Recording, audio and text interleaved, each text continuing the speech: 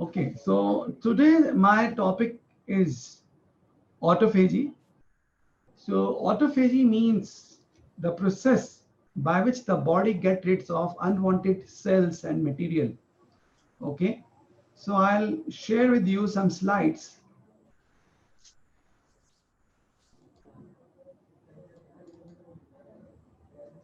Can you all see my slides now?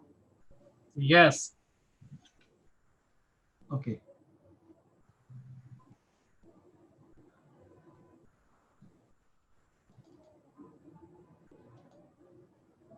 so autophagy means the body kills its own unwanted cells and destroys the cells which are not needed. Auto means self, phagy means eating its own self. Okay, it's a very, very important thing how we can live longer and younger and reverse many diseases like diabetes, like cancer, lot of diseases.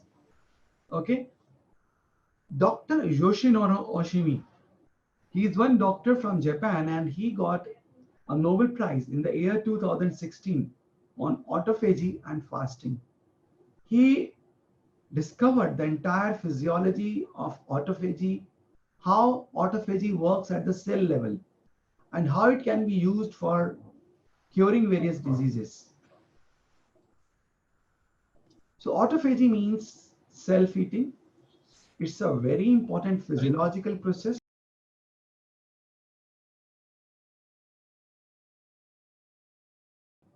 It's a very important physiological process. And in this, the lysosomes are the part of the cell which kill unwanted cell organelles and bacteria, fungi. In fact, they are called the suicidal bags of the cell. So they degrade, that is, they digest the proteins, the bacteria, fungi, and whatever material that is not needed. So lysosome is the main part of the cell which causes autosomy. So this is a classical diagram. You see a diagram in which a dragon is eating its own tail, which means the body is eating its own parts or cells which are not needed, which are dead, which are harmful, which are toxic. Well, I can explain autophagy in a very simple way. Suppose you go to kitchen and you work in the kitchen, and in the night when you finish all your work, you have to clean your kitchen, you have to clean all your slabs, you have to clean everything. In the morning when you come back, you get a clean kitchen and you can start working again. This is what is autophagy. So that means in autophagy, we are clearing or cleaning our kitchen, our body of all unwanted cells. And what is the main mechanism to start this autophagy? It is fasting. Fasting or calorie restriction is the main thing which can hold the key to many, many diseases for increasing your longevity. So that is very important. So autophagy is starvation, fasting, okay, and it is helpful for many health conditions.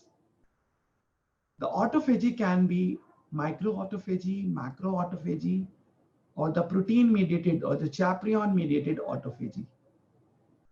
The, there are some differences in three of them, but the most important is the macroautophagy. So what does macroautophagy means? Simply, it means the process by which we form autophagosomes or bodies which go and combine uh, uh, with our lysosome. Now these are the lysosomes. The body forms the autophagosomes. In the autophagosome, we digest all, we take in all bacteria or viruses or cell organelles which are toxic to the body. These autophagosomes combine with the lysosomes, and then the lysosomes kill these unwanted bacteria and viruses. So basically, autophagosome is another bag that is carrying all unwanted. It's like a dustbin which is carrying all your unwanted cells and debris and taking it to the lysosomes. So basically, we are creating a dustbin or a baggage to carry all unwanted cell organelles and carry them to lysosomes. So this part is being done with the autophagosome. This is called macrophagy. Okay. Macrophagy can be of different types. We can do macrophagy of the mitochondria. It is called mitophagy. We can do macrophagy of endoplasmic reticulum. It is called reticulophagy. We can do macrophagy of nucleus. It is called nucleophagy. We can do a fat cell. That is called lipophagy. And then xenophagy means the foreign bodies. Now, compared to that, there is something called microphagy. In the microphagy, the lysosomes themselves attack the unwanted cell parts or debris. There is no autophagosome. It absorbs, the lysosome itself absorbs these small droplets, toxic material, and kills them. And there is no autophagosome that is involved. In case of protein mediated, the chaperone mediated, chaperone means special proteins mediated autophagy.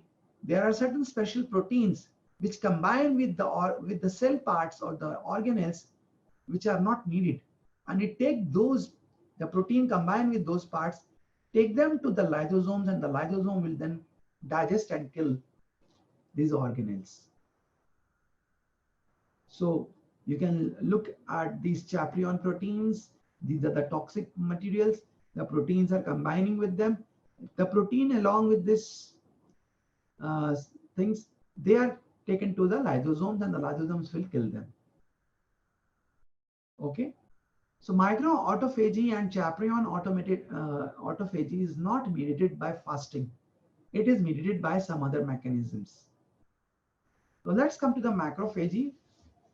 As I told you, basically, lysosomes are the main thing. These are the lysosomes, and which kill the unwanted cells and organelles.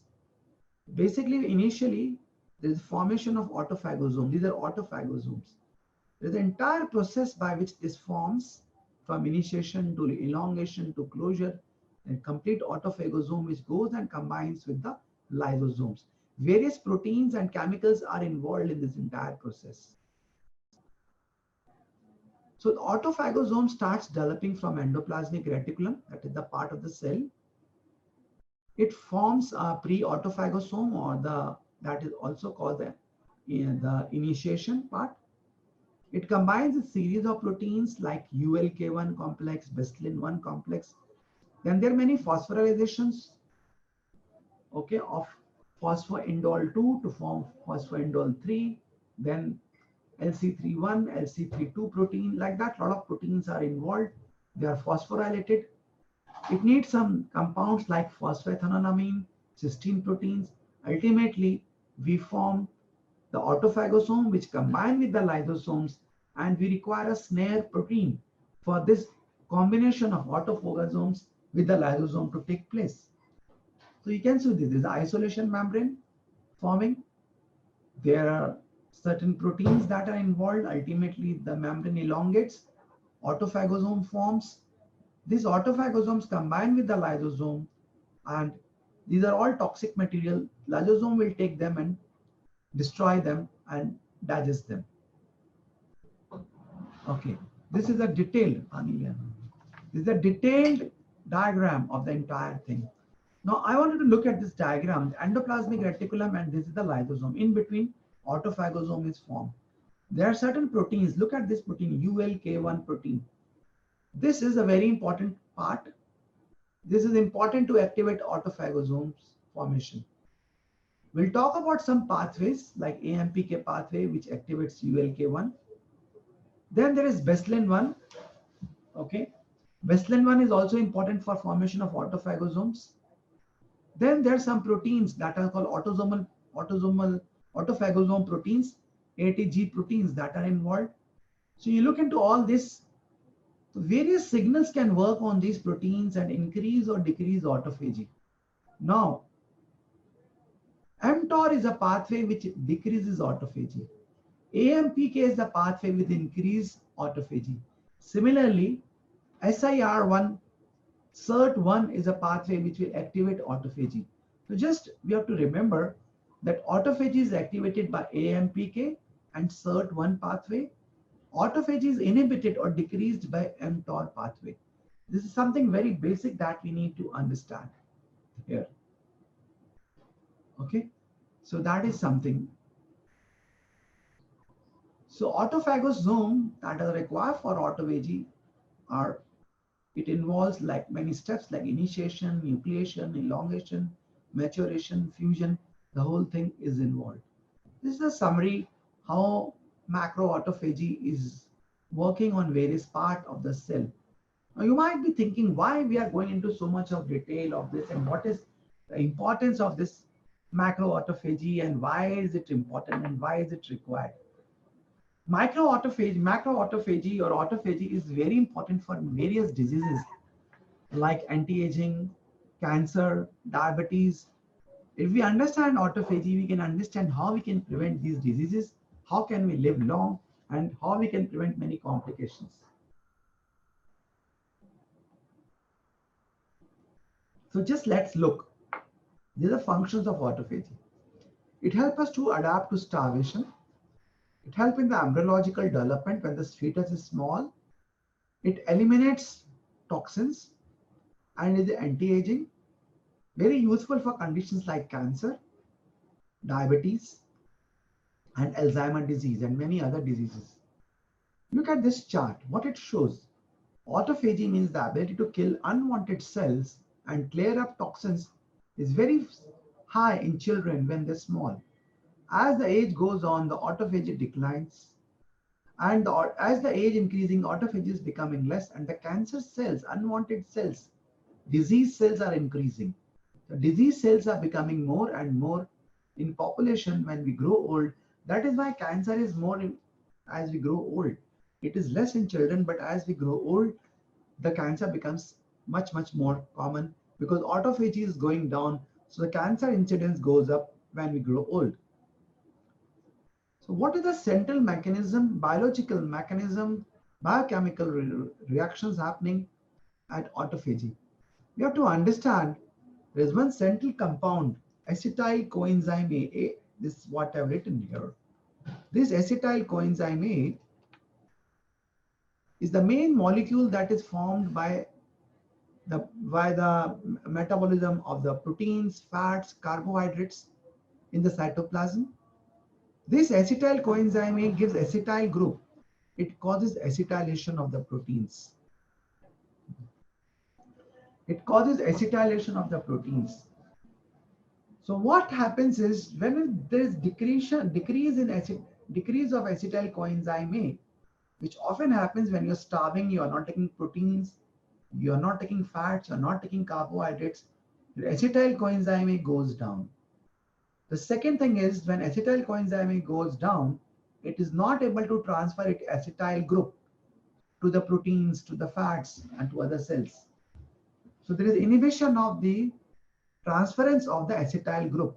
And the enzyme that is involved is called acetyl transferase. This is inhibited, okay, which shifts the acetyl group from acetyl coenzyme A to a protein called leucine. So this is inhibited. There is stimulation of deacetylation, which removes the acetyl group from the proteins. So basically the proteins are losing acetyl group and acetyl coenzyme A is not able to shift its acetyl bond to other molecules, especially proteins. Another thing that is important to activate autophagy is there is an inhibition of a protein called EP300, which is in the cytoplasm. So this is something we have to keep in mind, EP300. So look, this is acetyl coenzyme A. Now, acetyl coenzyme A is a molecule which forms the energy in the body, ATP, NAD, they all are formed by acetyl coenzyme A. Autophagy begins only when the energy level goes down, when we are starvation. Okay, so acetyl coenzyme A is formed by the citrate. The citrate comes from amino acids, branch chain amino acid, fatty acids, carbohydrates. So they all form citrate by the TCA cycle. The citrate is converted into acetyl coenzyme A by a special enzyme that is there. That is called acetyl citrate transferase, ACLY, this enzyme. Okay. The other way by which acetyl coenzyme A can form is from the acetates. So acetate and citrate are the two main ways by which acetyl coenzyme A form. So basically, autophagy is activated whenever we decrease this acetyl coenzyme A. We block the conversion of citrate to acetyl coenzyme A, or we decrease the conversion of acetate to acetyl coenzyme A, then acetyl coenzyme A would decrease. The another thing that is there is EP300 protein. If this is inhibited, if this is blocked, then autophagy is activated. So to tell you in a very, very brief way, when is autophagy activated? When acetyl coenzyme A is decreased. And when is it decreased?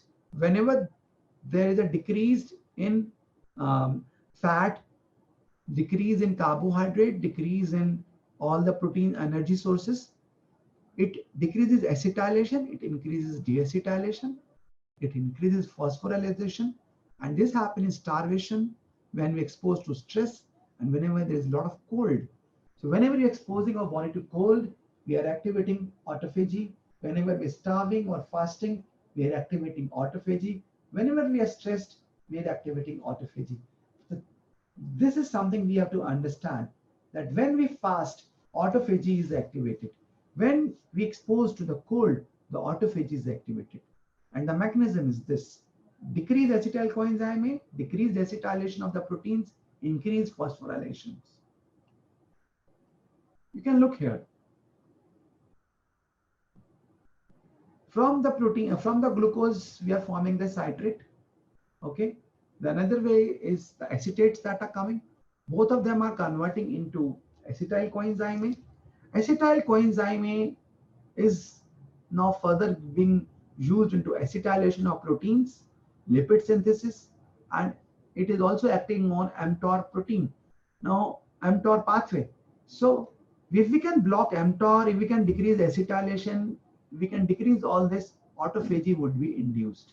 So basically this thing has to be blocked, this has to be blocked, this has to be blocked. If we can decrease all this, autophagy is activated. You look here now. This is again a very simple diagram to show you. This is calorie restriction. CR means calorie restriction, or in a simple term, you're fasting. When you're calorie restricted and fasting, the nutritions all become less. Your sugar become less, your fats become less. Autophagy is activated. You improve your health. So very simply stating, whenever you are doing your fast, you improve your health. You decrease a lot of your diseases. Let's come here. Again, it is telling some details how this improvement in health happens. When you are doing your calorie restriction, CR mean calorie restriction, your acetyl coenzyme A goes down, as we were telling. Second, it also inhibits enzyme called EP300. As we said, this protein is decreased. When these two are blocked or decreased, there is deacetylation of proteins, increased in AMPK activity, decreased in mTOR activity. Remember, AMPK is very important for autophagy.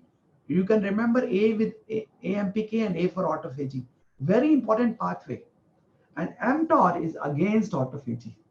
mTOR is something which is anti-autophagy. So it is, you can say MT means against, like anti means against. So mTOR means against autophagy. So this pathway has to be inhibited, has to be blocked, and AMPK has to be activated. Okay. There are some supplements. They are called calorie restricted mimetics. These supplements, if you take now, they can mimic as if you're fasting, though you're not fasting. So they are called CRM, calorie restricted mimetics. They will deplete your acetyl coenzyme A, number one. They will enhance deacetylase activity, and they will reduce acetylase activity. Okay. So these supplements are mimicking as if you are fasting. So they're enhancing your deacetylase activity and they're reducing your acetylase activity. The net result of all this is the deacetylation of the proteins, and they cause autophagy. Now, the classical example of this, there are many of them, is vitamin B3, which we call niacin. Niacin is a very important anti-aging compound which increases deacetylation of the proteins. Similarly, resveratrol which is taken from the grape seeds, is also working in deacetylation. So let's look at that. Calorie restriction, along with if we take supplements, which are called calorie restriction mimetics, autophagy is activated in a very strong way. It improves your protein, it activates the stem cells, it enhances the turnover of the organelles, it avoids inflammation, it improves immune function, which is very strongly anti-aging, and hormesis. Hormesis means it is balancing the entire body. So combination of fasting with supplements, those supplements which can activate your autophagy can be very useful for prolonging your life, preventing diseases like cancer, like autoimmune diseases, like diabetes, Alzheimer's, and many diseases. If you follow this system, you can prevent many diseases in the long run. Now I'm giving you a nutshell which supplements can help us to increase autophagy and how do they work. Let me come to one supplement that is called hydroxycitric acid. Hydroxycitric acid is a very important supplement which is present in Garcinia cambogia, which is used for weight loss. It's a very, very common supplement. People who want to lose weight, they take Garcinia cambogia. 60% of Garcinia cambogia is made of hydroxycitric acid. Now, hydroxycitric acid work on an enzyme, ACLY. Now, this enzyme is involved in conversion of citrate to acetyl coenzyme A. It blocks this enzyme, okay? Acetyl citrate convertase. So acetyl citrate convertase enzyme is blocked by hydroxycitric acid. So this enzyme is blocked. So as a result of that, citrate is not able to get converted into acetyl coenzyme A. Hydroxycitric acid weight loss supplement is very good to deplete your acetyl coenzyme A. Similarly, let's come to sirtuins. You know, sirtuins are the genes, like there are 6 or 7 of them, like sirtuin 1, sirtuin 2, sirtuin 3. If we activate sirtuins, they activate your anti-aging pathways. And how do they activate anti-aging pathway? By deacetylation of the proteins. Acetyl is a compound I'll show you. It removes acetyl component from the proteins. And when we remove acetylation from the protein, especially lysine, anti-aging is activated. We know that. So which compounds are very good for that? Now, berberine. Berberine is one supplement, which is a herb, which works along with metformin together, just like metformin.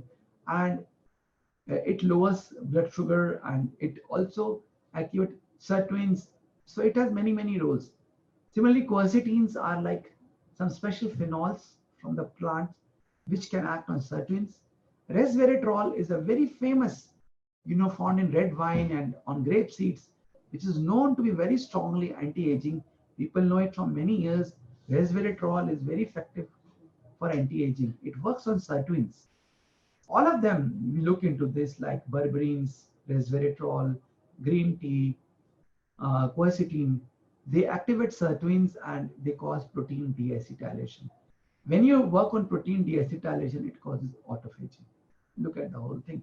The whole cycle, you understand. This is how it's working. Now look at this pathway, AMPK. We talked about AMPK is a very, very important pathway which activates and amplifies autophagy. So we know now that resveratrol works on it, metformin works on this, spermidine also works on it. There are many compounds that work on the AMPK pathway, activate AMPK pathway. So AMPK is the main pathway to activate autophagy. Okay. Similarly, we look at the protein EP300. We talked that EP300 protein needs to be inhibited to activate autophagy. Now, aspirin, you know that a painkiller in low doses, if we take, it will block this. So it has been found aspirin in low doses can prevent many cancers. Spermidine is one supplement which is now available. It is very much rich in the cheese that we eat cheese. So cheese has spermidine in a good amount. It can activate EP300. It can inhibit EP300 and activate autophagy. Similarly, durian fruit, which is very common in Thailand and other Asian countries, is rich in spermidine. Okay. Similarly, there are certain compound like anacardic acid, which is formed in the cashew nuts. Garcinol is there in a kokum. Kokum, you know, is a very famous fruit in Maharashtra. Garcinol, it blocks EP300. So that is there. mTOR is a pathway which is anti-autophagy, which has to be blocked. Rapamycin is one medicine which has been used classically to block mTOR. But rapamycin is an immunosuppressant and we are not using it much clinically, though some experiments are going on. Then, but one thing is very well that mTOR pathway is active whenever there's a lot of proteins, especially methionine, and when we take a lot of proteins, mTOR is activated. If you decrease your protein consumption or decrease your amino acids, mTOR is inhibited. So that is something we know very well. So mTOR needs depletion of the amino acids or depletion of the proteins. Now look at this diagram to again show you. I think by now you know that removing acetyl group from the protein is the key thing to activate autophagy. Chemically, what is the acetyl group? This is called acetyl group. There is carbon and 3 hydrogen and oxygen like this. This is called acetyl group.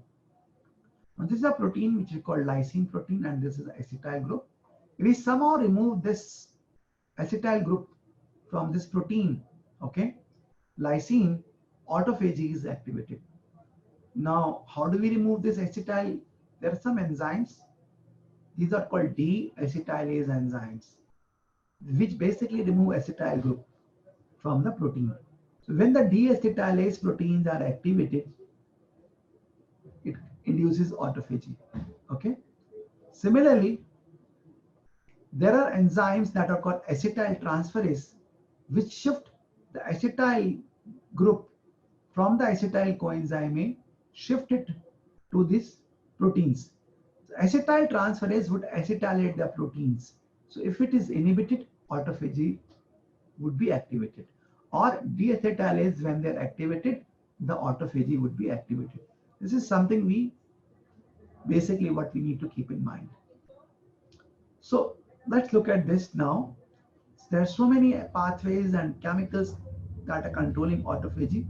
We know that. So whenever the cell is in an energy deprived mode, the ATP and AMP ratio is changed. AMPK pathway is activated, autophagy is there. ATP means more energy, AMP means depleted energy. So when the ATP becomes less and AMP becomes more, AMPK pathway is activated, autophagy is there. When acetyl coenzyme A is decreased from the pyruvate or citrate, this is blocked, autophagy is activated. Okay. Similarly, we work with spermidines and sirtuins on EP300 protein, autophagy is again activated. So you can look into this. Sirtuins, by working with NAD, they also work on autophagy. Okay, so this is something, various pathways that are there. We know now that autophagy is increased by AMPK pathway. In AMPK pathway is activated when ATP decreases and ADP or AMP increases. mTOR pathway inhibits autophagy, especially with amino acids are there. So mTOR is inhibited when there are reduced amino acids. When amino acids become less, mTOR is inhibited. SIRT1 is activated when there is decrease in NADH. So SIRT1 depends on NADH and AMPK depends on ATP and ADP ratio. Similarly, SIRT1 depends on NADH and NAD ratio. So these ratios are very important to activate autophagy. Vitamin B3 classically activates SIRT1.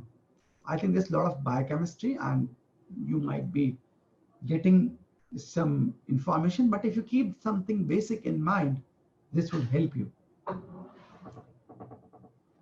So let's come to this mTOR pathway, which inhibits autophagy, and this by working on ULK1.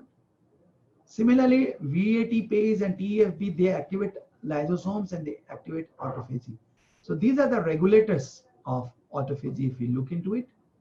The AMPK pathway activating, mTOR decreasing, VATPase and BCL2 activating autophagy. So you look at the whole thing now and you understand the whole thing what we have been talking about. Okay. So as I was telling you, AMPK is the main pathway which is activating autophagy. So whenever there is a decreased nutrients, whenever there is starvation or we are fasting, the ATP become less and AMP become more. AMPK is activated. There is increased metabolism of glucose, lipids, mitochondria, and ultimately it is a catabolic pathway. Catabolic means burning, energy burning. There are two pathways, catabolic and anabolic. AMPK is a catabolic pathway. Okay, it activates the catabolic pathway. Catabolism means eating up, burning up. So mitophagy and autophagy and all these things are activated inside. The fat cells are digested. Okay, basically all this are activated. So what are the activators of autophagy? Starvation, stress, energy deprivations, infections, AMPK pathway. Whenever you do any of these things happen, our autophagy gets activated. What are the inhibitors of autophagy? Excess energy. If you eat in excess, if you become very obese, fat, your autophagy goes down. That is when people become fat and obese, they have many diseases because their autophagy is blocked. They are not able to get rid of unwanted cells. They are not able to clear their cells. Old age, when you grow old, then autophagy goes down. And when mTOR is activated, autophagy goes down. So we need to block mTOR. We need to lose energy. We need to become less fat. And we need to work something so that when we grow old, autophagy is not blocked. So what are the two main methods by which you can activate your? First is calorie restriction. Decrease the amount of food that you're eating. That is the most important thing. Start fasting. Start decreasing your calories intake. Second, CRM, calorie restriction mimetic. These are supplements that you can take which will mimic as if you're fasting, though you're not fasting. Okay. So when you are restricting your calories and when you're taking some supplements like this, your insulin and IGF would become less. You know, insulin is the main hormone which we know for diabetes control. But when the insulin, when it goes up, it causes a lot of damage to the body. Insulin when goes up, it causes you become fat. Insulin when it goes up, it causes damage to the cells. It makes the inflammation goes up. Your diabetes is there when insulin goes up. Similarly, when insulin goes up, the incidence of cancer goes up. So many diseases are linked with the insulin going up. So insulin and IGF signaling is very important. Sirtuins, as I talked, are pathways. They need to be activated. AMPK needs to be activated, and mTOR need to be inhibited. These two need to bring up. This we need to bring down, mTOR down. Okay. So what happens if we do all this? We decrease insulin, we increase sirtuin activity, AMP activity, we decrease mTOR.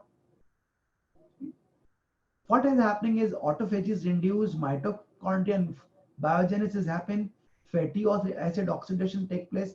Ultimately, lifespan is extended. You start living a longer life. You see this thing here also. In the yeast, you know, there have been many experiments. How can we increase the lifespan of a particular organism like a bacteria or a mouse? Or they did many experiments, but one thing was always common was that whenever they put them into energy restricted diet, calorie restricted diet, they reduced their calories, they made them fasting. The lifespan of all the yeast and mouse have gone up.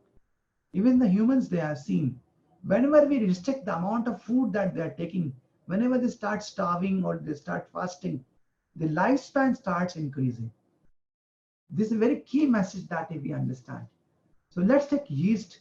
Periodic fasting increase the lifespan. In the mouse also, when periodic fasting was there, or the diet was like that, it was a fasting mimicking diet, they found that the system starts becoming younger, it started regenerating itself, the fat cells can become less, the cancer becomes less, inflammation becomes less, their immunity and learning ability becomes more, and the lifespan is gone.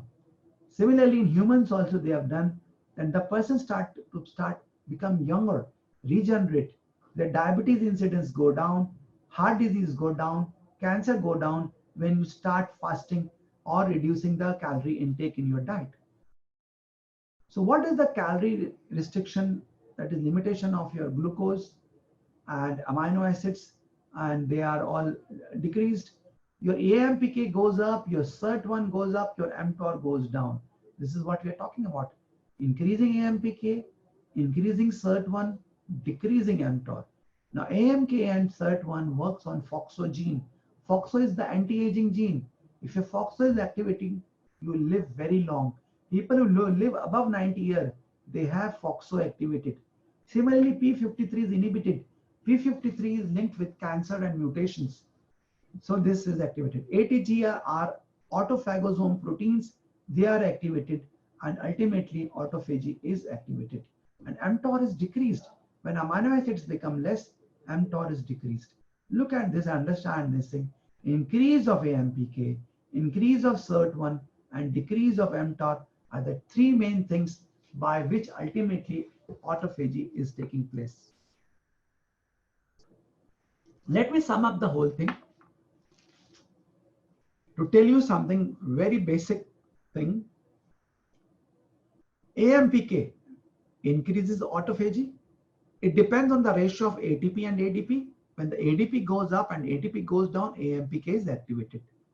Metformin is one medicine that is used for diabetes control, and metformin, when we take, it activates AMPK. So metformin is known to enhance your lifespan. People are taking, even non-diabetics, they're giving metformin if they want them to live long.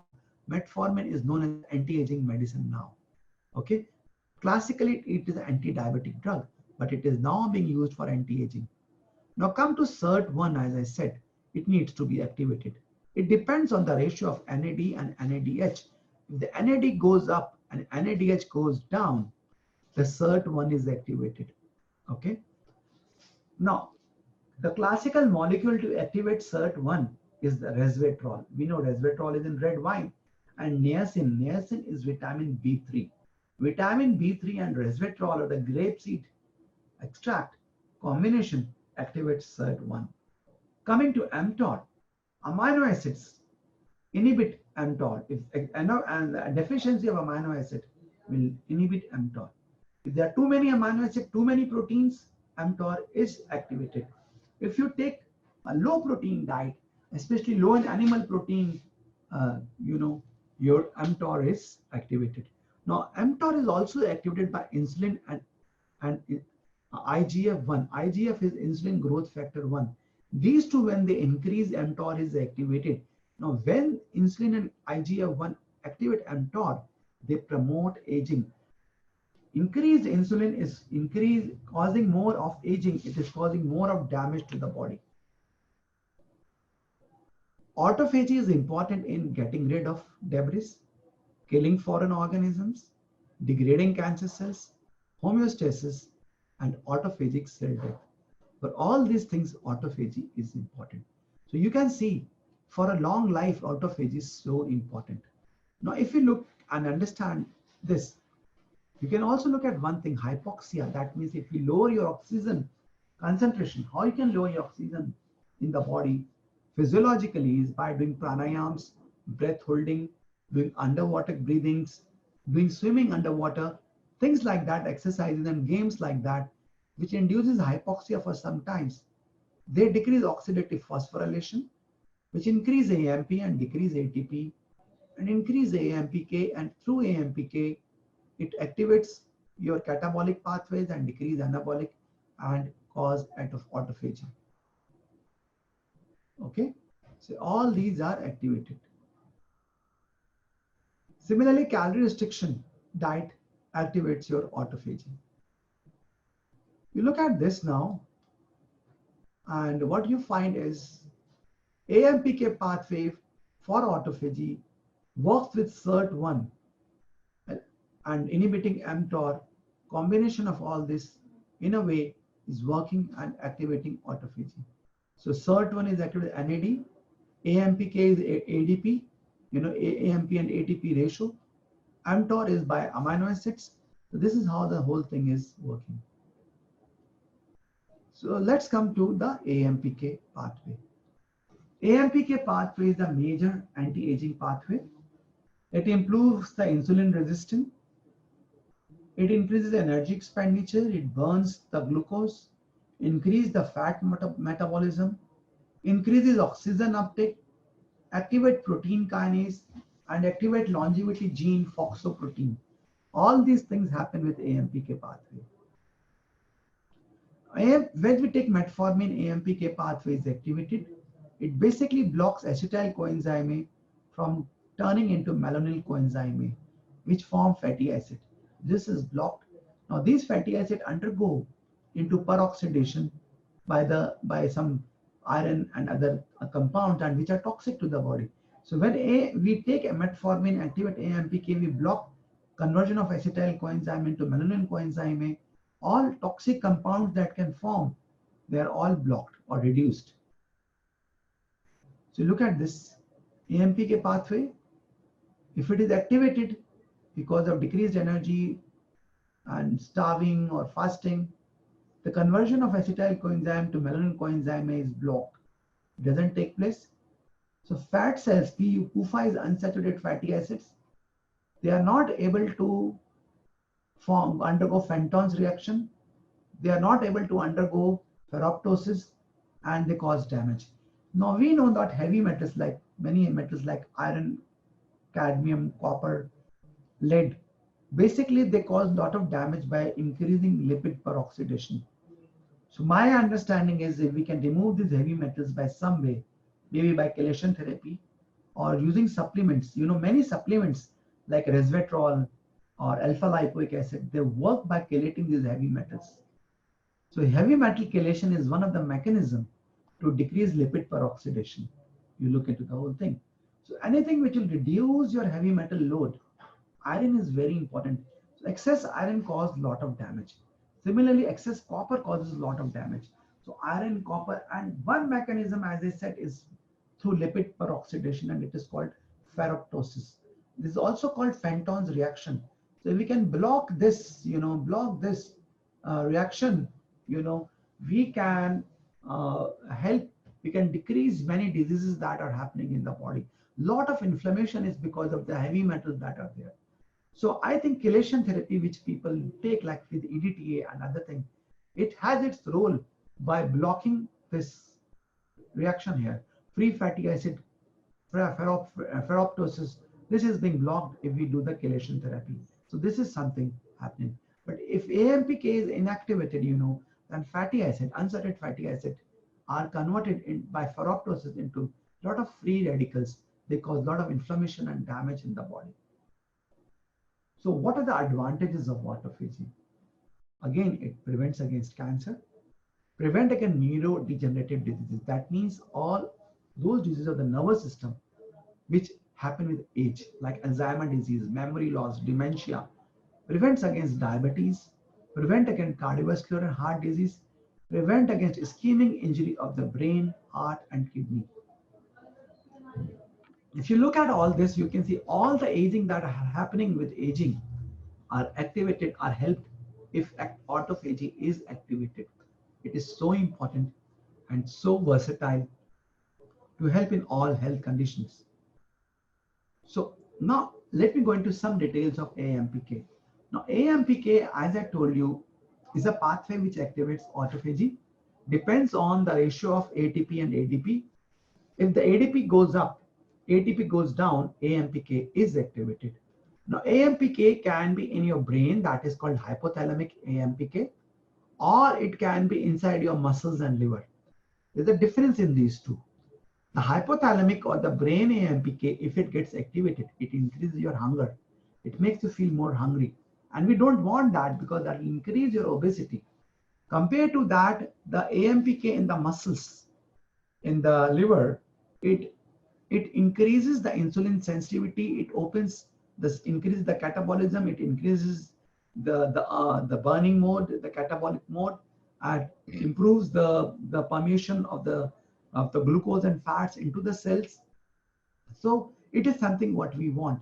So we do not want to activate the hypothalamic AMPK. because activating AMPK in the brain, that is hypothalamus, has opposite effect as it does when activating in the liver, fat, and muscles. Activating AMPK in the brain increases appetite, increasing weight gain. Okay, so we want to inhibit the AMPK in the brain, but we want to activate it in the liver and in muscles and in liver, muscles, and also the fat. So which are the substances that inhibit hypothalamic AMPK? Insulin, GLP-1, leptin. So these are the few things. You look at the GLP-1. GLP-1 analogs are being used for the diabetes management and help in reducing the weight. Now coming to the substances that activate the hypothalamic AMPK, that means that they make you feel more hungry. Ghrelin is one thing. Ghrelin is a hunger promoting chemical that is secreted in the stomach when you're fasting. So whenever ghrelin is there, your intense desire to eat food. That is why fasting becomes difficult. When your ghrelin is high, you have urge to eat. You want to eat. Okay. So that is make you want to rush to eat something. Okay. And ghrelin activates the AMPK in the brain in the hypothalamus, and it makes you want to eat something. Cannabinoids makes you very hungry. They stimulate AMPK in hypothalamus. Cortisol, steroids, they make you hungry by activating the AMPK in the hypothalamus. Look at the AMPK activators in the muscles, in the liver. Resveratrol from the red grapes, quercetin, which is found in many fruits and grains. Okay, they increase the AMPK in fat, liver, and muscles, but they inhibit the hypothalamic AMPK. That means they decrease your hunger, but increase the utilization of the carbohydrates and fats by the cell. That is a good thing. Okay, so resveratrol, quercetin, ginseng. Ginseng is found in the soybean. EGCG, epigallocatechin gallate, green tea is very important activator of AMPK. Berberine, you know, or Berberis vulgaris or Berberis asiata, they are compound which decrease your blood sugar. They are very similar to metformin. So they are becoming very, very popular now. Alpha lipoic acid is there. It increases the AMPK in muscles and livers. And quercetin, they increase AMPK in fat, liver. Nicotine, ketones are there. Curcumin means healthy, is very important. Okay, blueberries, grape seed, pine bark, they are called anthocyanins, apigenins, zinc, nicotine, then palmitoyl, ethanolamine, okay, bitter melon, carnitine, glucosamine, extra virgin oil, and fish oil, they all activate the AMPK in the fats and muscles. Cinnamon, astragalus, reishi, ginseng, ginsengoids, okay, they all activate the AMPK. Okay, they increase the uptake of the blood glucose, they decrease the triglyceride and cholesterol level, they inhibit the fat production and the liver glucose production.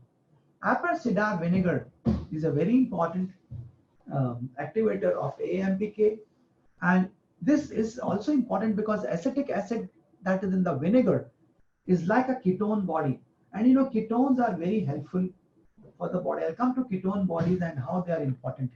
Creatine is one supplement which is used for muscle building, body building, that can activate your AMPK. Coenzyme Q10, Dinostemma, this is a herb, Chinese herb that's very important, that is useful, that's immunity enhancing for weight loss.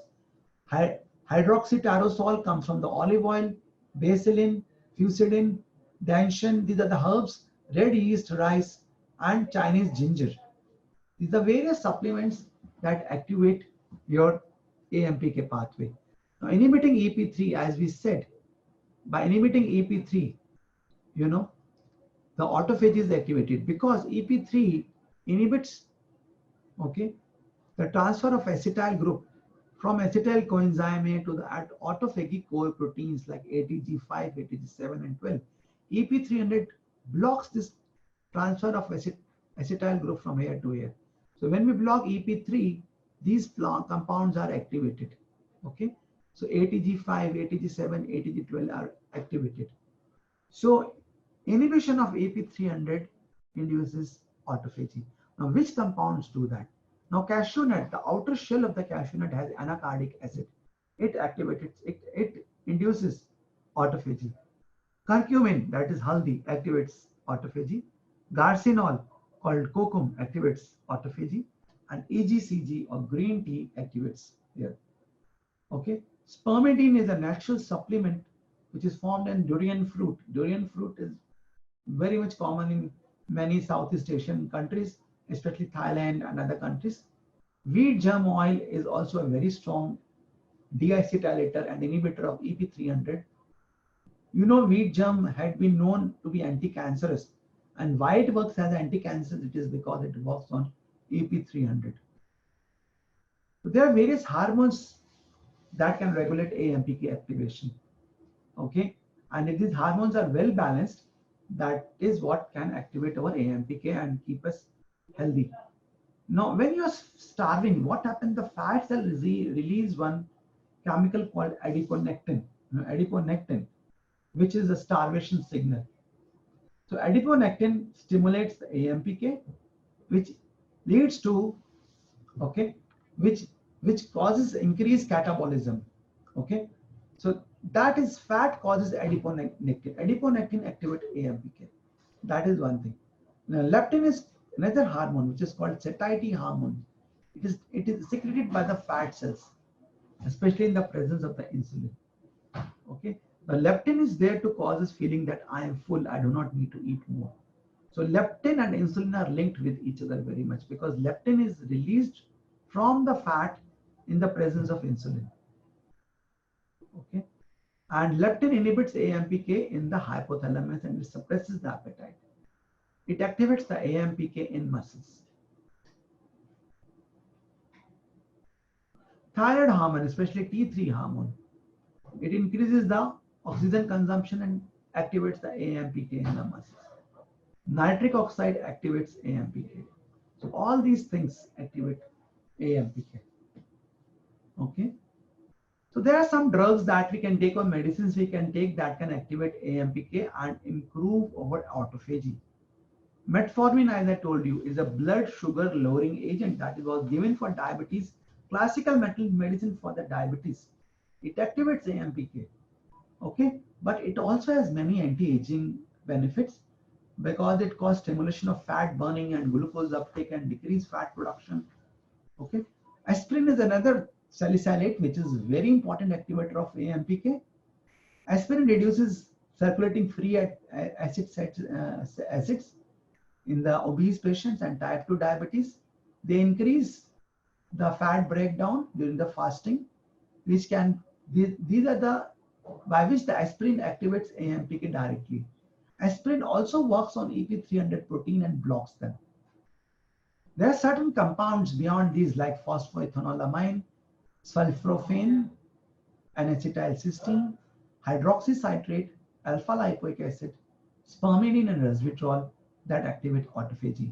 Now what we need to understand here is that phosphoethanolamine is one supplement that is being actively used for cancer management.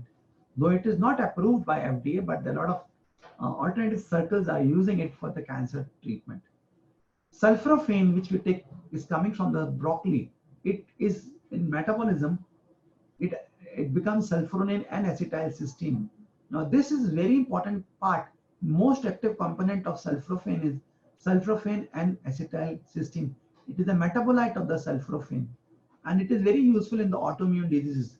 But the thing is, we should not combine it with N-acetylcysteine or glutathione. And if we do that, we will decrease its formation. Let's come to fasting, the science of fasting and autophagy. As we know, fasting is very important for autophagy and for improving our health, for various things like neurodegenerative, diabetes, fatty liver, infectious disease, cardiomyopathy, immune system. All these are helped when you're fasting. Fasting is the main key thing. I can tell you in this entire talk, if you take up that fasting improves health, fasting can help to overcome a lot of diseases. That is one key message of the entire talk that I'm giving you. The rest is explaining how it happens. What is the science behind it? What is the whole mechanism behind it? So, if you look at the whole thing, Calorie restriction and fasting blocks aging. It makes you live longer and younger. How it makes you? If you're fasting or you're taking those supplements which mimic that of fasting, what happens is, at a molecular level, oxidation stress goes down, nutrition signaling goes down, TNF inflammation goes down, your heart parameters improve, autophagy improves, AMP goes up, mTOR goes down, sirtuins go up, and there's modulation of the protein acetylation. This is happening at the molecular level. Physiological level, all this is causing weight loss, metabolic adaptation, core body temperature is becoming less, blood pressure is becoming less, decreased inflammation markers, decreased fasting insulin, and decreased energy expenditure. Now, if you look at decreased fasting insulin, this is very important. Insulin is one hormone. Whenever it increases, it causes damage to the body. It causes insulin resistance, it causes leptin resistance, it causes obesity, diabetes, many diseases. When insulin goes down, there are a lot of health benefits. This is what we need to understand. All this, when all this happens, there is a loss of, you know, if you're not doing all this and we are not doing fasting and we're just eating, there is increase of quality of life, increase of blood pressure, increased inflammation, insulin goes up, or protein acetylation is disturbed, your cardiac problem goes up, and your aging process becomes much faster, and you become old very fast and you die very fast. That is the basic thing. But if you're doing calorie restriction, you are fasting, then your lifespan is improved and your anti-aging is there. Okay, so this is something we need to really understand.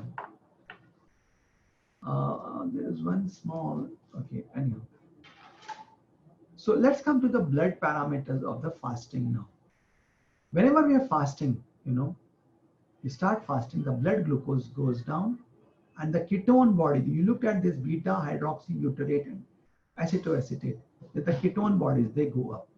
The urea and ammonia go down, free fatty acid slowly drop down, and total urinary nitrogen drop down as we are fasting for the period of time. Beta hydroxybutyrate is dropping down, protein and urea are dropping, metabolic rate is increasing during the fasting, glycogen is going down in the fasting. This is what is happening in the fasting basically. So let's come to the concept of intermittent fasting. Basically, intermittent fasting,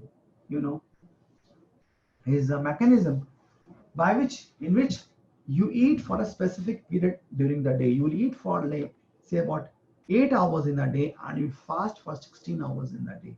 If you're doing like that, you are improving your diabetes and you're helping yourself. This is called intermittent fasting. That is, you are not fasting for the whole day. You are fasting for a certain period, for a few hours, from 12 hours to 16 hours or 18 hours, you're fasting. The rest of the time, you're eating. Okay.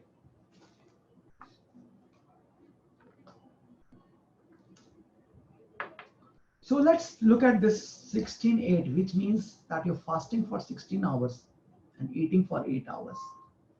This is a very, very common and very popular method for fasting, intermittent fasting.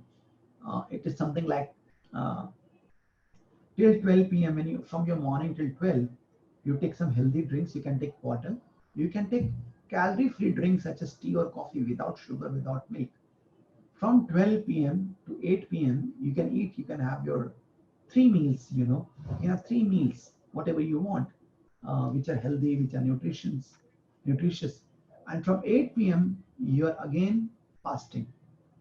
Fasting, you are allowed liquids which do not have any calories. So this is the intermittent fasting. It is very, very, very, very popular and program. And Dr. Sachin Panda have told that if we use intermittent fasting in India, it will be very useful for diabetes management. Okay. Now look at the fasting insulin level. If you look at the fasting insulin level, whenever we have insulin resistance and diabetes, the fasting insulin level is very high. Higher the insulin level, the more are the chances of having diabetes and many other diseases, as we discussed this. So What is the basic thing in the fasting? You can look at the whole thing. These are few essentials of the fasting. In the fasting window, you take no calories. The fasting window can be anywhere from 12 to 20 hours, and the feeding window is from 4 to 12 hours.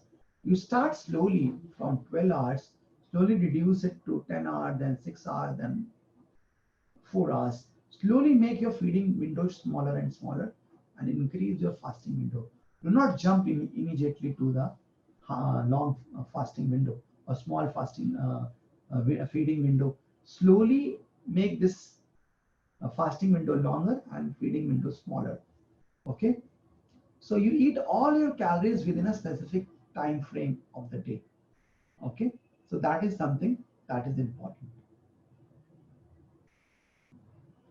Okay, there are some myths regarding the fasting. One of them is that it is unhealthy for the body. Fasting should not be done.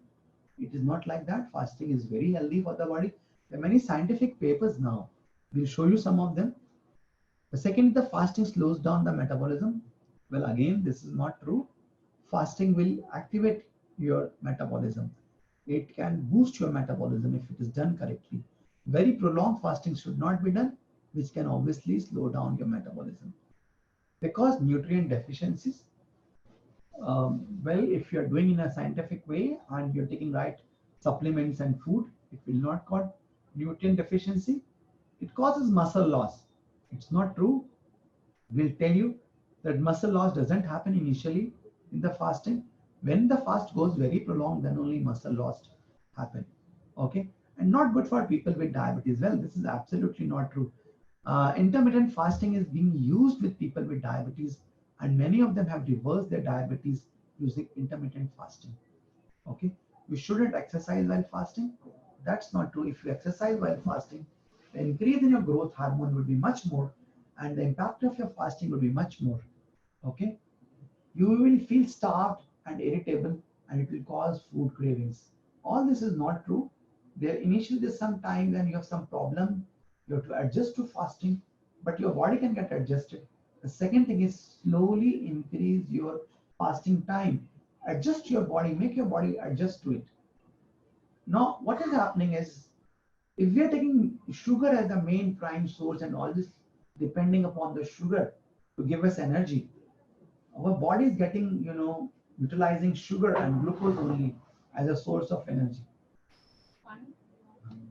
So sugar has, whenever you take sugar, it immediately goes up, the body uses it, immediately uses it, and again the sugar drops down. With the sugar crash, again the body gets hungry, it wants more sugar. You are constantly feeding yourself with the sugar. So when there's a sugar, you eat sugar, there's a sugar spike, increase in the insulin, block of fat metabolism, and block of fat oxidation. All these things happen when you're just eating sugars. Now look at what happens if you take only 3 meals in a day. Okay, in a 12 hours eating time, you're eating only as a breakfast, lunch, and dinner, and you're not eating in between. When you have 3 meals, breakfast, lunch, and dinner, what you find is that the insulin goes up every time you eat, but then it drops down in between. And when you're not eating, the insulin is dropped down.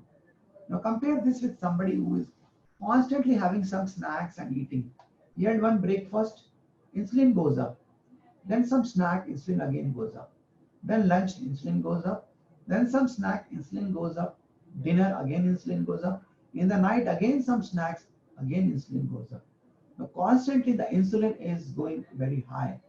High insulin is the major cause of all inflammation, damage to the cells, to the body, as we have discussed many times now. Now let's look at intermittent fasting. Okay, in the fasting, intermittent fasting, when we are fasting, the insulin level is low, and when we are eating in the small window period, in 3 meals only, the insulin level drops in between. So there is a significant time when insulin is pretty low in between when that is there. So this is a healthy way of eating. You are eating in 3 meals only. You're not eating in between.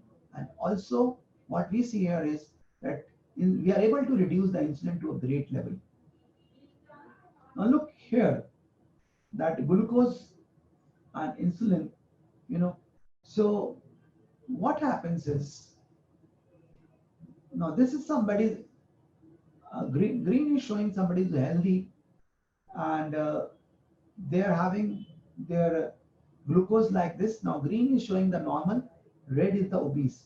So now for somebody who has got the normal person, their blood sugar is going like that, insulin is like this. But for the obese, for the blood sugar spike, the insulin spike is much higher. They release much more insulin, much higher as compared to somebody who is normal. So insulin level increases with obesity, triglyceride increase with obesity, and HDL cholesterol, which is a good oil cholesterol, decrease with obesity. So you look at that, you know, the triglyceride are going up as the insulin is going up, and the HDL is going down as the insulin is going up. So the beer fat and the belly fat, increased body fat and belly fat increases triglycerides and decreases your good cholesterol. The ratio is increasing. This ratio is increasing, becoming more and more. That is one thing. The fasting insulin, okay, goes up as you become more fat, and waist to hip ratio also increases or causes increase of the belly fat. So it makes you again fat. So increasing fasting insulin is making you more fat, causing your cholesterol to become bad, triglyceride high, good cholesterol down. So not only insulin is making you fat, it is also making your lipid profile unhealthy. Intermittent fasting, research have discovered that intermittent fasting effectively reboots the pancreas and regenerates the beta cells. It helps to restore type 2 diabetes. Okay, so this is something we need to understand, you know. So when we are fasting, the what is happening is the take up of glucose by the cells and the muscle increase, and the insulin secretion decreases. The glycogen store of the livers are depleted. Okay, the ketogenesis is increased, and with the increased formation of ketone bodies. So why intermittent fasting helps to reverse type 2 diabetes? It lowers blood sugar. It increases the insulin receptivity. As the insulin become more sensitive, it is able to work better. It decreases insulin levels. It regenerates pancreas, helps you to lose weight and increase the metabolic rate. These are all the advantages of intermittent fasting. Calorie restriction is also very useful for extending our longevity. There's another diet that has been proposed that is called fasting mimicking diet. Okay, fasting mimicking diet means you take about 1000 or 1200 calories per day with a low protein diet, and with more fats and some healthy carbohydrates. It can help to lose weight. Dr. Walter Longo has been promoting this fasting mimicking diet. It helps with weight loss, it lowers blood pressure, it reverses diabetes, it helps with arthritis, promotes heart health, it lowers cholesterol, improves memory, prolongs cell longevity. These all things are there with the fasting mimicking diet. So you take about 800 to 1000 calories in a day. Especially you take less of proteins, less than 20 grams, less than 50 grams of carbohydrates, no animal proteins. Okay. So you can take veggies, you can take sweet potatoes, berries, avocados, nuts, good oils, coffee and tea. These things are allowed. This is a typical menu of fasting mimicking diet. You are taking broccoli, you are taking parsley, olive oil. Similarly, you're taking vegetable soups, you're taking coconut milk, berries, superfood, all these things, carrots, broccoli, potato, okay, olive oil. These are the some things that we take, and healthy things that we take there. And you can do this fasting for 2 to 5 days. Try to be calories between like 1000 or 800, and proteins are very less, 9%, fat 44%, and carbohydrate 47%. Now, who should avoid fasting mimicking diet? You know, young children less than 18 years, chronic illness, people who are taking medications, pregnant women, menstruating women, nursing women should avoid this. Now, the key message that I want to give you is that excess insulin kills. Excess insulin, whenever it's very high, it it is equal to insulin resistance, it is equal to diabetes. So if your insulin level, fasting level is more than 10, it is insulin resistance, and which is equal to diabetes. Excess leptin plus insulin is equal to obesity. So increased leptin and insulin is what is causing the obesity. Excess insulin, increased insulin growth factor 1, IGF-1, which is linked with increased cancers. So there are so many problems linked with insulin, excess insulin. This is a key message. Excess insulin is causing a lot of damage to the whole body. Decrease your insulin down, decrease your leptin down. These are the two main things. If we understand in the whole thing, we understand why fasting works, why any kind of fasting has its role. Bring your insulin and leptin down, become thin, young, live long and young. This is the basic key message of the whole thing. So you have to bring your insulin, bring your leptin down, become thin, live long. Now, what are the markers when you are doing the fasting? I have told you ketones. Now, what are ketones? Well, ketones are when you metabolize the fat. Now, what happens? When you're fasting, when you start fasting, initially the body uses the glucose that is available. Now, glucose is finished in about 2 to 3 or 4 hours.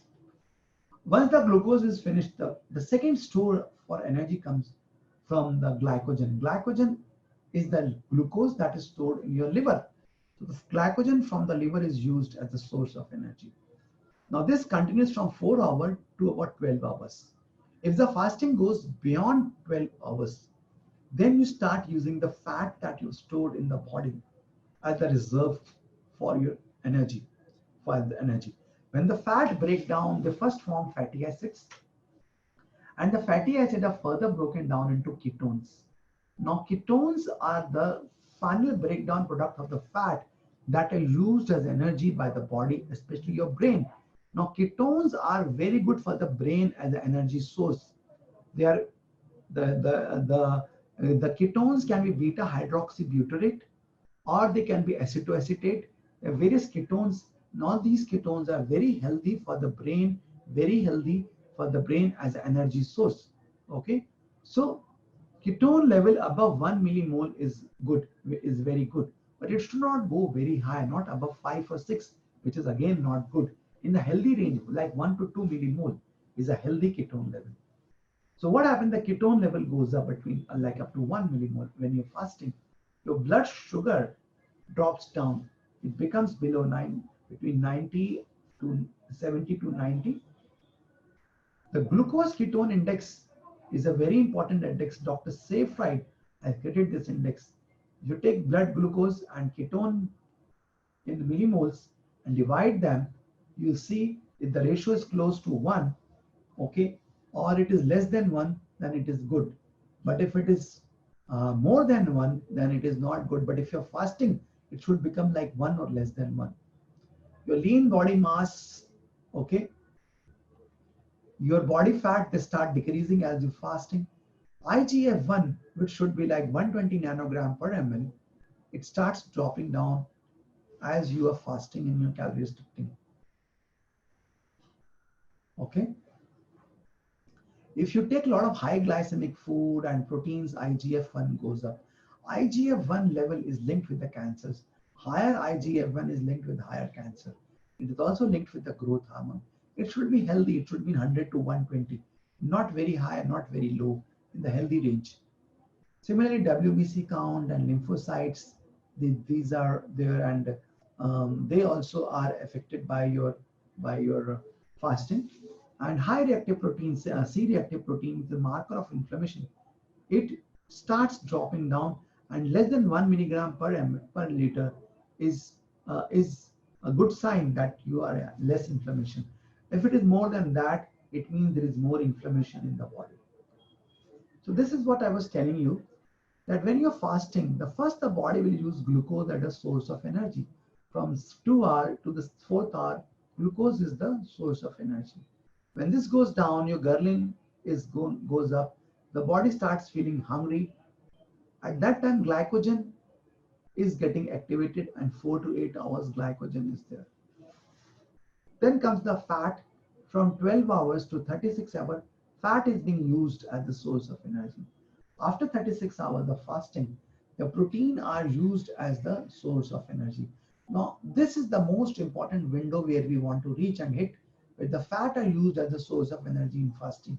That is from 12 hours to 36 hours. That means the fasting should be more than 12 hours, but should be less than 36 hours ideally, or up to 36 hours. Should not go beyond 36 hours if you want the best results. So between 12 to 36 hours is the best period. Your fasting can remain from say 15 hours, 16 hours, or to 36 hours, where the fat would be metabolized. So this is the best period for the fasting, where the result would take place. If you go beyond 36 hours, very long fasting, then your protein metabolism would be affected, and your your metabolic rate may be affected negatively. So what are the energy sources? The sugar is the fast energy source, initial most energy source. Then glycogen, as I told you, from the liver, from the 4th hour to the 12th hour glycogen, it is coming from the liver. It comes into glycerol, and glycerol is then again used by the cells as the source of energy. Now the fat cells, fat, it is used from 12 hour to 36 hour as the source of energy. It forms fatty acids. Fatty acid is used by the body cells, but the brain cannot use fatty acid as the source of energy. It is converted into ketones, and the ketone bodies are used by the brain as source of energy. This is something we need to understand. Now, this is something we need to reach up to this level where ketones are there in the fasting to really give you some good result. That is why ketogenic diets are becoming very popular, and they have some role, and they are being used. Now let's look at this. As you're fasting, initially you're using your glucose as your source of energy. If you're fasting about for 3 to 4 days, the second day the switch takes place. That in 24 hours the switch takes place. And what happened in this switch is you start using your ketones as the source of energy, and your blood sugar goes down, ketones go up. So second day onward, you're basically using ketones as the source of energy. Okay, so these are the various things that happen, and you look at it as your fasting, glycogen goes down, ketone bodies go up, blood sugar goes down, plasma insulin goes down. Look at that, how plasma insulin is dropping when you're fasting. IGF-1 goes down, as you are telling. That's very important, it to come down as you're fasting. Okay, so this is a switch that takes place at 72 hours, like from 48 to 72 hours. The glucose goes down, and the ketone become the primary source for the energy. Okay, so this is what is happening.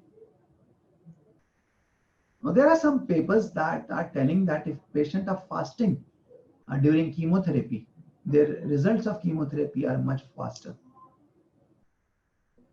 Now, what are the supplements that you are allowed during the fasting mimicking diet that you are not going to reduce your calorie intake and still get good results? See, healthy fats are allowed, and good carbohydrates are allowed, but protein should be the minimum that we allow. And protein also, we reduce the animal proteins. So nut bars, algae oil, sloop blends, herbal tea, dark chocolate crisp bars, calicracus, olives, NR1, glycerol-based drinks. Okay, these are there, and then proper hydration is something there that are involved.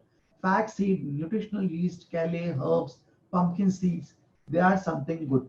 Dark chocolates are allowed, are allowed, especially if they are without any sugar. Okay, they're made from cocoa powder, almonds, and chocolate chips. So dark chocolate are allowed in the fasting mimicking diets. Herbal teas are allowed. So these are few things that we need. Olive and olive oils are allowed, okay, to give us this. So this is something. Now, when you're fasting and you don't want your metabolism to come down, especially when doing long fasting, 7-keto DHEA is a metabolite of DHEA. Yeah. 7-keto DHEA is a metabolite of DHEA, and this 7-keto DHEA increases your thermogenesis, increasing the fat burning in the body. And another advantage of the 7-keto DHEA is that it doesn't have any impact on your sex hormones. Like if the females take DHEA, they can have some problems. They can have more hair coming. Their PCOD problem can become bad. They can have acne. So they don't want to take DHEA. In that case, there's a supplement called 7-keto DHEA. It will promote energy, it will increase the fat burning without causing any side effect of DHEA. So this is something we can take when we are doing the fasting to boost our metabolism and not to lower down our metabolic rate. So 7-keto DHEA supplement boosts your metabolism. You can be take during the fasting. There is another paper that has shown that a combo of fasting plus vitamin C is very effective and hard to treat cancers. You give high dose vitamin C in the fasting state, that will improve the vitamin C effect. So we talked about aspirin. Aspirin blocks, activate AMPK, and it blocks EP300 protein, which activates your autophagy. Aspirin, is a molecule which is given for pain, but also for heart disease. So low dose of aspirin, like 75 milligram of aspirin, especially enteric coated, if we take, it can prevent many cancers and help us into anti-aging. So you look at that, aspirin has been given in many mouse and some animals like C. elegans and cell cultures, and they found it increased their survival. So it is very positive result with aspirin in improving the lifespan. And aspirin also competes with acetyl coenzyme A. It decreases EP300 acetylation basically. So I talked about acetyl coenzyme A being formed from citric acid and hydroxycitrate, which is there in Garcinia cambogia. It decreases ATP citrate lyase. Okay, ATP citrate lyase, which converts citric acid to acetyl coenzyme A. ATP citrate lyase is blocked, so acetyl coenzyme A formation is decreased. As we discussed initially, acetyl coenzyme A forms from two sources, citrate and also from the acetates. So hydroxycitrate blocks the conversion of citric acid to acetyl coenzyme A. Now, these are some calorie restriction mimetic supplements. The supplements which can mimic as if you're fasting, like resveratrol, spermidine, aspirin, green tea, curcumin, metformin, rapamycin, okay, resveratrol, then berberine. So these are the few of those. You can look at it and how they are helping in various things in our body. So which are the acetyl transferase inhibitors? As we discussed initially, the main thing in our autophagy is to block the transference of acetyl and group from the acetyl coenzyme A. So few supplements like anacardic acid, curcumin, green tea, curcum or garcinol, and spermidine blocks the transference of the acetyl group from the acetyl coenzyme A to the proteins.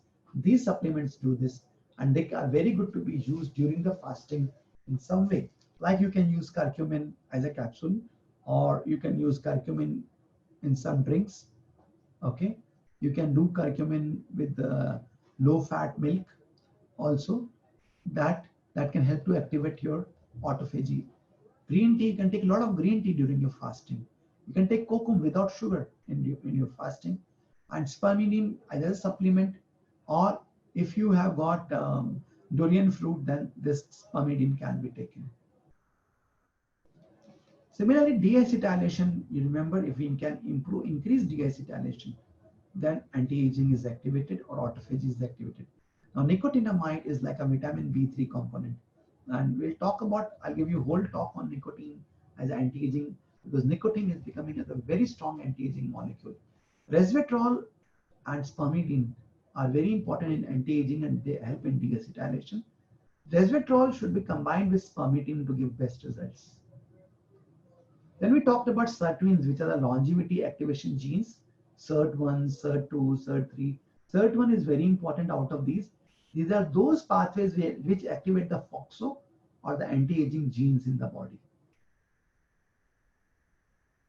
Whenever there is oxidative stress, SIRT1 is decreased, FOXO is decreased, NFK-beta is increased, there is inflammation, and ultimately there is premature senescence or aging, and then ultimately aging and disease.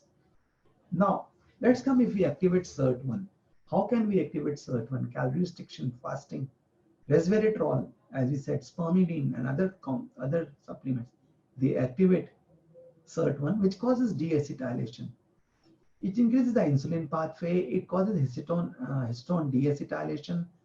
It causes an increased DNA repair. It causes increased genome stability. It increases the AMPK kinase, decreased glucose, increased metabolism. It activates PGC1 alpha. Now, PGC1 alpha is important for forming new mitochondria, which is called mitochondrial biogenesis. Decreases FOXO, okay? And all this causes improved health, okay? Decrease in metabolic diseases, decrease in cardiovascular diseases, decrease in mitochondrial disorders and neurological disorders. So basically diabetes, obesity, hypertension, ischemia, Alzheimer's disease, Parkinson's, all of these are decreased if the SIRT1 are activated. So remember the SIRT1 activation is equivalent to long age anti-aging, very important. Now what are phenols? Phenols are those parts of the plants which are produced whenever the plants are exposed to droughts or when there are difficult conditions. The plant produces phenols. So because the plants have produced these signals in the body that the conditions are not good, we are living in drought, problem, these phenols, when we inhale or eat in our diet, they give the signal to the body there's some problem, stress.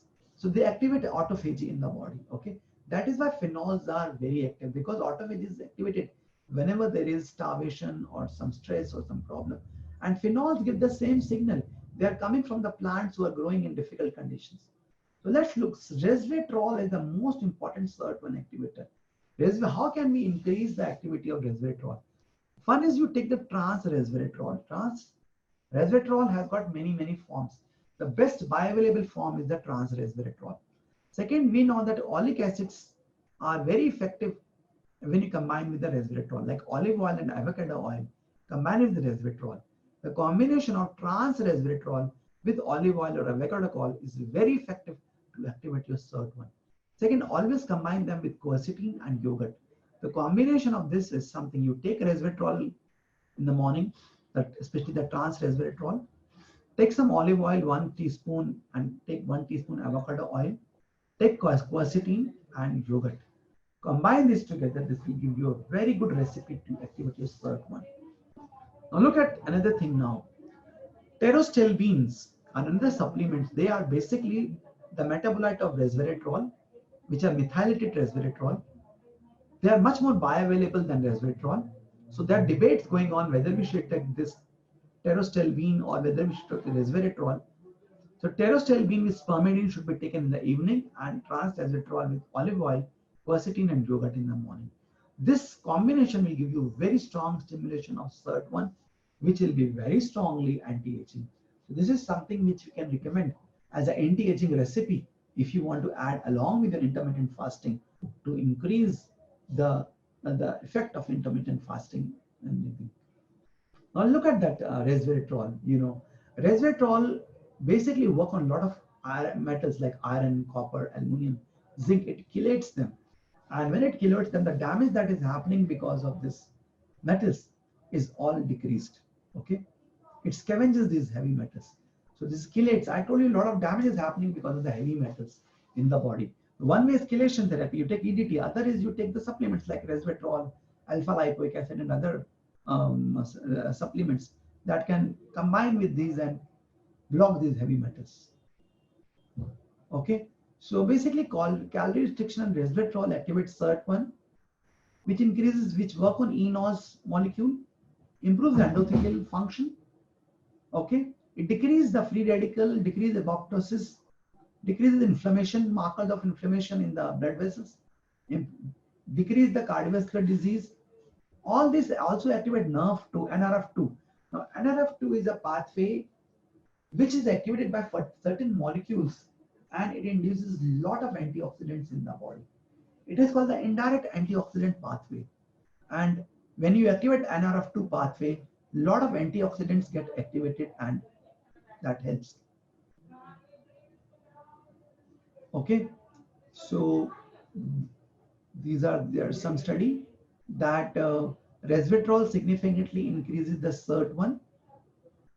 This is pterostilbene, which is a methyl group with resveratrol, and this is more bioavailable as compared to resveratrol.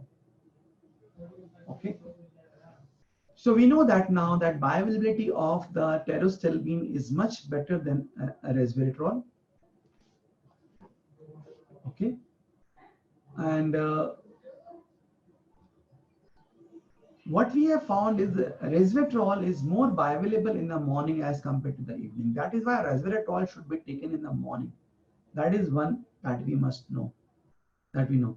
So I just said some debates are still going that should we take, because pterostilbene is more bioavailable than resveratrol, should we just take pterostilbene or should we take resveratrol? So it's coming now that is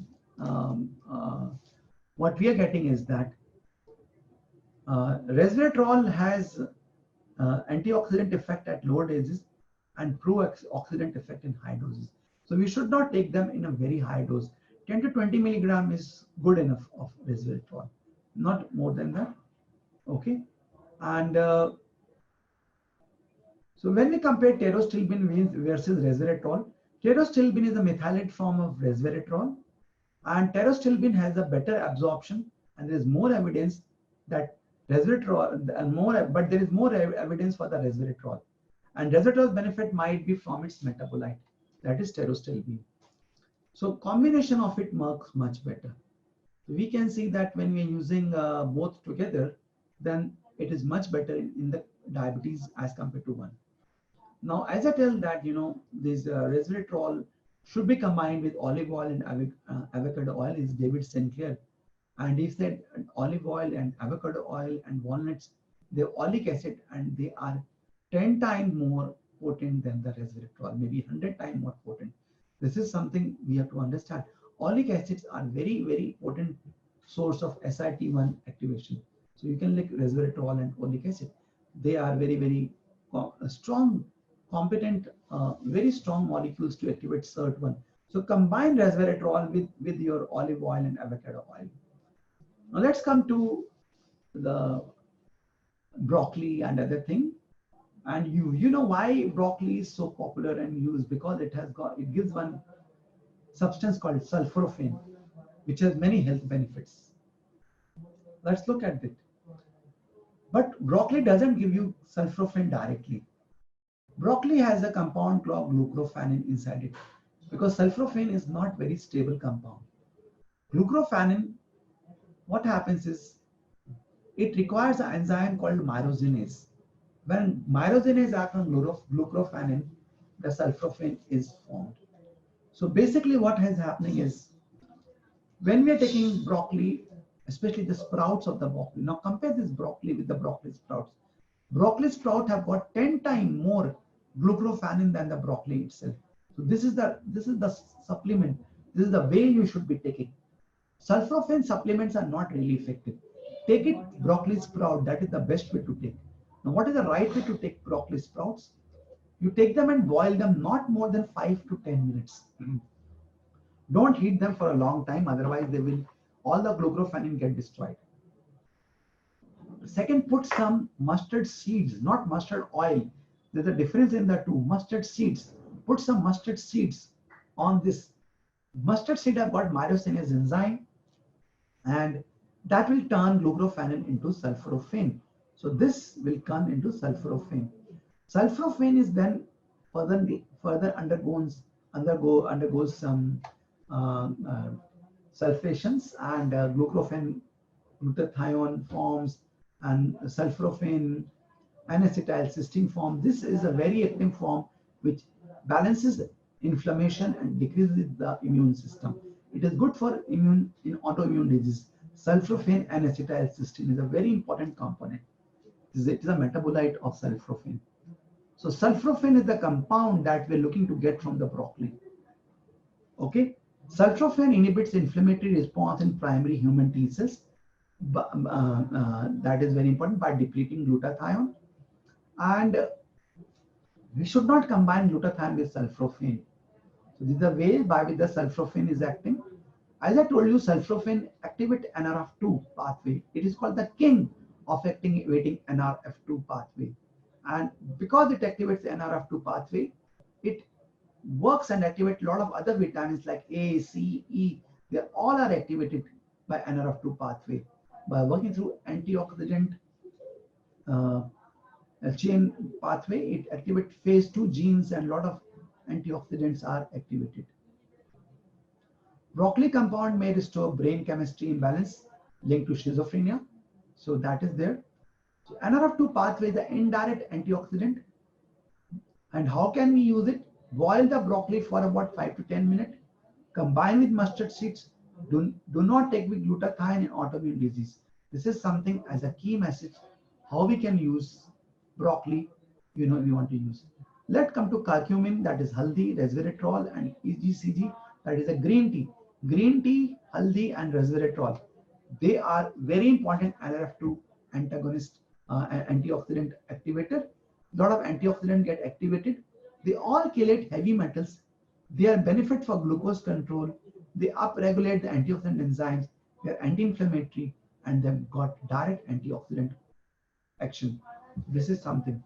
Now, green tea activates AMPK, which decreases the inflammation, decreases mTOR, PT1, that pathway which induces cancer. It decreases the cancer. So green tea is very effective for decreasing formation of cancer. We can look. This is haldi. We know there are many ways by with the curcumin or the haldi act. It works on the metal chelation. Metal chelation, as I told you, the key way for decreasing and damage to the cells. It has antioxidant effects. It is anti-inflammatory. So that is different ways by which it can happen. Now, another thing that can activate your autophagy is called cold thermogenesis, which means you expose your body to cold temperature. So you put your mouth and your body into cold baths, or expose your face to the cold water. This will activate cold thermogenesis. I'll take another seminar, if possible, someday on cold thermogenesis, telling you in detail how do we use it clinically. So cold exposure activate norepinephrine, which activate on the fat, which cause fatty acid metabolization inside the fat cell, fatty acid oxidation, and heat production. Cold exposure activates your autophagy, boosts up your metabolism. Similarly, green tea has a lot of these things, how it is helping in various things. Let's come to one compound called alpha lipoic acid. Alpha lipoic acid is very important antioxidant, and alpha lipoic acid is converted into dihydrolipoic acid when it got reduced. It activates and it forms vitamin E, vitamin C, glutathione, regenerates them. It is called master antioxidant. It chelates heavy metals. It's a free radical scavenging. It helps in protein repair. So alpha lipoic acid has many, many advantages. If we can look, it promotes cardiovascular health. It enhances anti-activity of vitamin C, E, coenzyme Q10. It increases the level of glutathione. It is very useful in various conditions like diabetes, stroke, Alzheimer's, increasing the brain functioning and immune deficiencies. The dose of alpha lipoic acid is very important. For peripheral neuropathy and diabetes, we take 600 milligram up to per day for 3 months. For insulin resistance, we take 1200 milligram per day for 6 months. And for weight loss, we take 1800 milligram every day for 3 months. Now, importantly, what I want to tell you, alpha lipoic acid increases the insulin sensitivity. It increases the mitochondrial enzymes and reduces the inflammation. Now, when we take metformin, metformin blocks mitochondria, and alpha lipoic acid activates mitochondria. So one of the side effects of taking metformin is it blocks your mitochondria.